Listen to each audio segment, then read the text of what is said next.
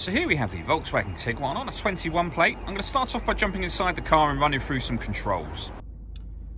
Okay, now that we're inside the car, we're going to start with the dials. On the far left-hand side, we have the coolant temperature gauge. Then we have the rev counter, the speedometer, and the fuel gauge. Within the rev counter, you can see it will show you what gear this car is in. It's an automatic. We're in park at the moment. And within the speedometer, we have a digital readout for the speedometer. Just beneath that are the total miles for the car. They are 8,913. You can customize the information shown in the middle section here. So you've got your audio, navigation, telephone, vehicle status, and driving data. You could, for example, if you wanted to, have a digital readout for the speedometer displayed in the center here as well. All of that information is changed using buttons on the steering wheel. You can also change the actual layout of the dials.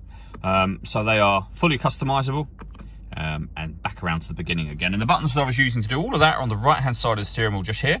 We have a heated steering wheel, which is turned on here, and then stereo controls beneath that. Stereo controls continue on the left with cruise control. Once you set cruise control, hit this button here. This car is able to maintain its own distance between itself and the car in front, both speeding up and slowing down automatically depending on the car in front's speed. Over in the centre, we then have the touchscreen radio for the car. So we're on the main menu at the moment. You can access your radio from here. And there are a number of ways of listening to the radio. We have FM and DAB radio, although a lot of the AM stations are included, of course, within DAB. We have internet radio as well. If you want to listen to your own music, you can do that under Bluetooth audio, so you can stream your music wirelessly. And My Media will enable you to set up your own playlists. To pair your phone, hit the phone icon and follow instructions on screen from there. Satellite navigation is accessed via the button up in the top right-hand corner, and there's a full video showing how that works on our website and on our YouTube channel as well.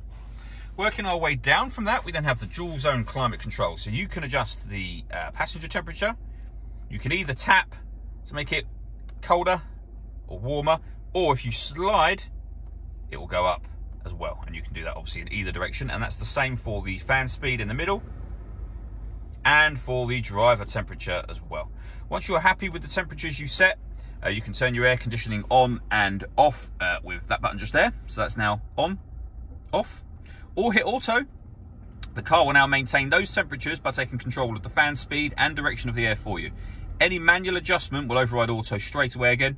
You can determine what direction you'd like the air to be distributed in just there. We've also got a heated driver's seat and heated passenger seat, both with 3 different heat settings each, as you can see. Beneath that, we have some storage, 2 USB-C inputs, the gear lever for the fully automatic gearbox, the start and stop button for the engine, electronic handbrake with an auto hold function. We can turn off the stop and start. This vehicle is designed to cut out when it's stationary in traffic to save you fuel. The system is now off. We can turn the parking sensors on and off. And this button turns on the autonomous parking. This car is able to parallel park itself. When you turn those systems on, you'll see you've got your parking camera come up on here as well. And then finally, the mode button. Give that a push. You can change the driving setup of the car from eco to normal, sport, or individual. And under individual, you can customize all of those settings yourself. All that leaves me to say is thank you for taking the time to watch this video. If you'd like to come and see the car in person and have a test drive, please feel free to call any of our MJA sites. We'd love to hear from you soon.